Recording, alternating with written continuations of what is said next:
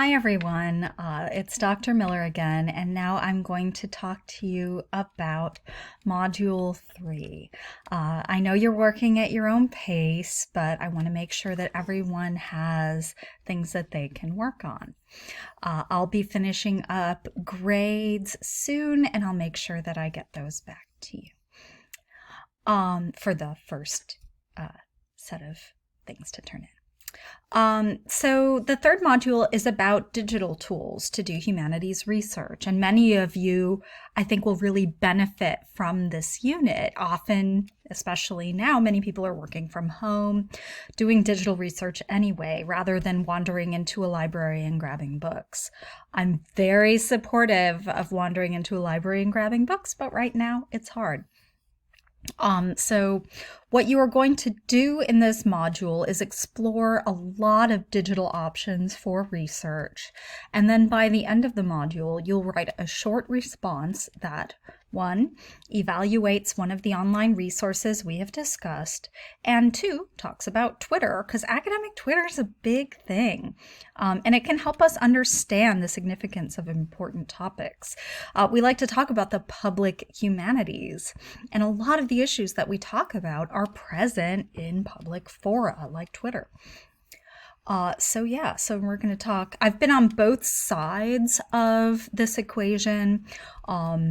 The English Broadside Ballad Archive was a national endowment for the humanities funded project that I worked on when I was a graduate student in Santa Barbara. I am also working on a new database of library readers with a grant that I have in the UK. And, on the other side of things, the City Readers site at the New York Society Library helped me to write my first book. It's the subject of the entire last chapter of it. So I've used digital sources as a creator and as a respondent. So I find them very valuable, and some of them are really neat. One thing that those of you who are future teachers will enjoy is that these open access sources here, those are free. When you graduate from UWG, you're going to realize that it's difficult to find free sources for cool things. Not so the ones that I'm going to show you. I will show you some more closed circuit resources for journal articles and academic articles that are available at West Georgia. You're going to do more work with that in the library unit. I'm going to also take you through some MARC records and some Twitter hashtags. So your mini paper should choose one online resource, one Twitter hashtag or account, and you're going to describe how each resource helps us understand humanities topics. You could do maybe a paragraph on one, a paragraph on the other, and then a paragraph kind of thinking about them both, a long paragraph on each. However you write, it's kind of up to you. All right. So let's start with what Middletown read. I'm not going to show you each of these in depth, but I am going to show you what some of these websites do. So Muncie, Indiana was known as kind of Middletown, USA. It's, the Midwest. It was sort of a small, wholesome American town, in the late 1800s and early 1900s.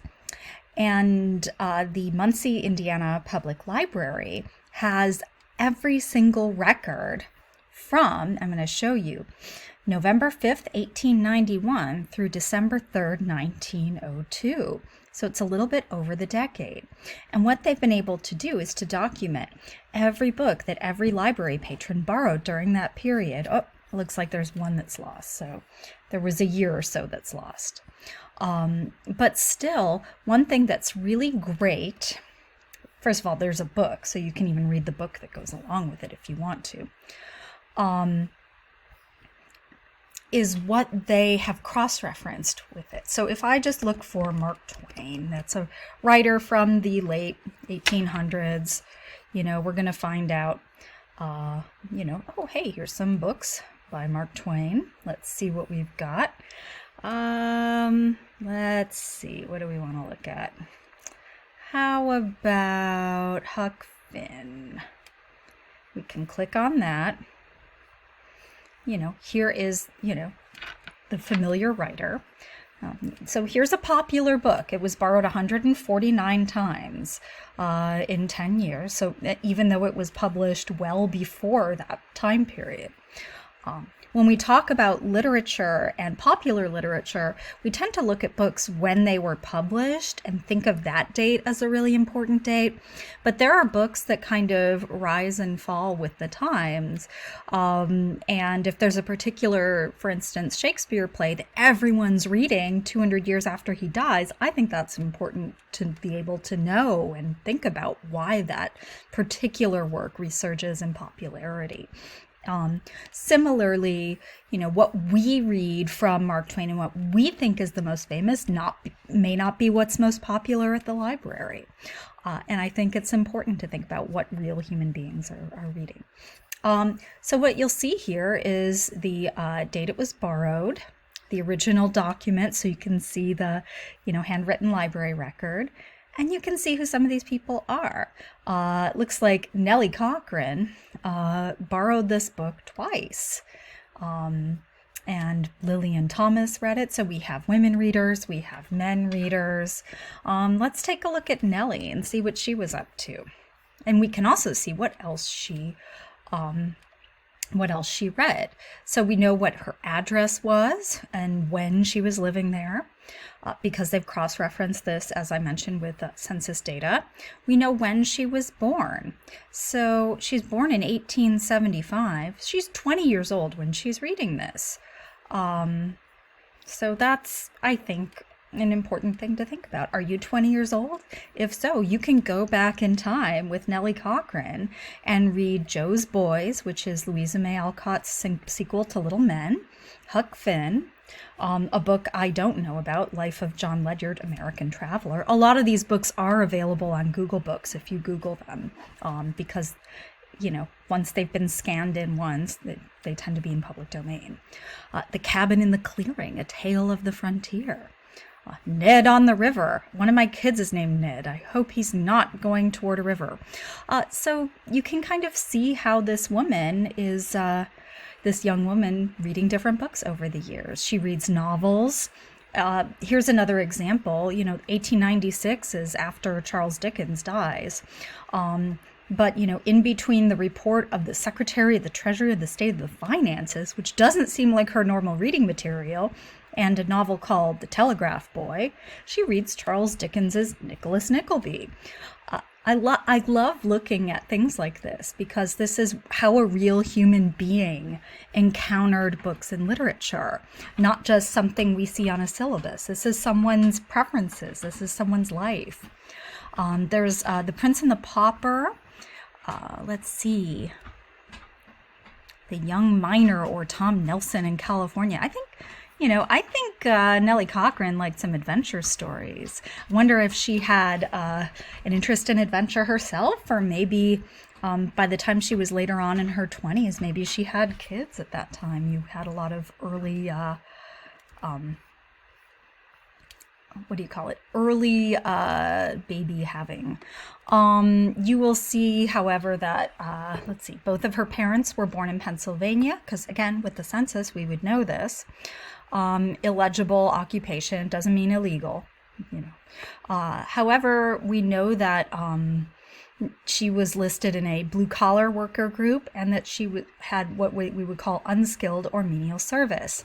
I think it's important to call attention to this because these are not people who are often heard from in literary history. There is often no record, no fancy diary that gets published by Penguin Press or whatever that everyone reads. Not everybody's F. Scott Fitzgerald. Every letter that guy wrote, people want to read. Nettie Cochran didn't get a chance, and now we know what she cared about, and I think that's really great. So when you go through What Middletown Read, take a look at some of the readers. You'll find different races, different ages. There's a lot of information that you can explore there.